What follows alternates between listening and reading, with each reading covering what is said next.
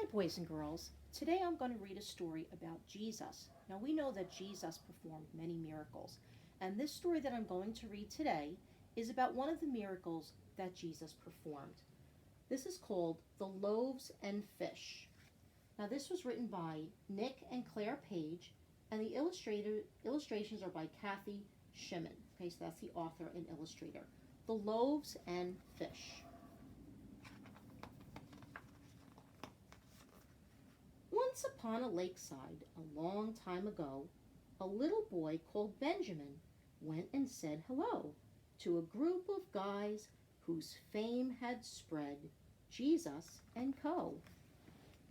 Simon and Andrew, James and John, Philip, Bartholomew, Matthew, Tom, another James, Simon, Thaddeus, and Judas. This was Jesus' company, a very mixed crew. Ben joins the crowd at sunrise. They've come from far and wide, hiking from the villages into the countryside, up into the wilderness with Jesus as their guide. So they keep on walking, steady now and slow. Some have wished for learning and listen as they go, and some have wished for healing from Jesus and Co. Many get their wishes, but now the sun is hot.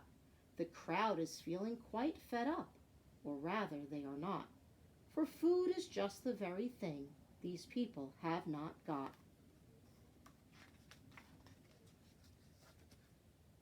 These people have no food, and now the sun is going down. These people need to eat, but they are nowhere near town. They've walked through a wilderness with no food to be found. Not a bite to eat, and there are thousands to be fed. Jesus' company tells him, send them somewhere else instead. There's nothing here, no meal, no bread. This place is simply dead.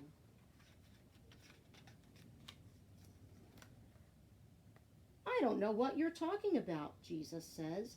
They don't have to go. There's plenty here for everyone. I tell you, don't you know? Feed them all. It's very easy for Jesus and Co. Oh, sure, reply his frowning friends. Can we buy food out here? How are we going to pay for it? What's the big idea?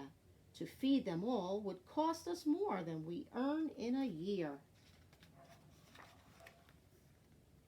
Just find me a nice appetizer, Jesus immediately commands. His friends go to investigate and see where Benny stands. He's holding a small picnic pack tight between his hands. Could I have a word? Says a big man named Andrew. Someone here called Jesus would like to chat with you. Come along with me now and bring your picnic too. So Benny goes to Jesus and his face is turning red. All I've got for supper is 5 loaves of barley bread and 2 small fish. It's not enough to keep this crowd all fed. Don't worry, lad, says Jesus, and he takes it from Ben's hand. But what on earth he's up to, Benny cannot understand. To feed this crowd, my picnic really will have to expand. Jesus tells his friends it's time to settle people down. They sit in groups of 50 on the hard but grassy ground, hoping against hope that somewhere food will soon be found. Jesus lifts the barley loaves into the evening air. Before he dishes out the fish, he whispers a short prayer, thanking God his Father for the food they're going to share.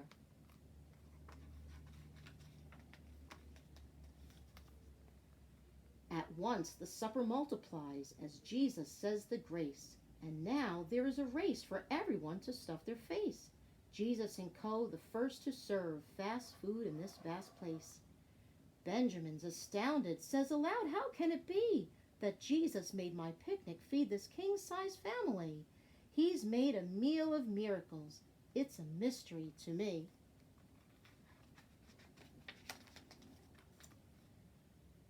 Has everybody had enough? Don't stand there twiddling your thumbs. There's seconds here for everyone, cries Jesus to his friends. 12 baskets left, the food it never ends. That night, Benjamin goes home and gets into his bed. Tells his mom about his day, 5,000 people fed.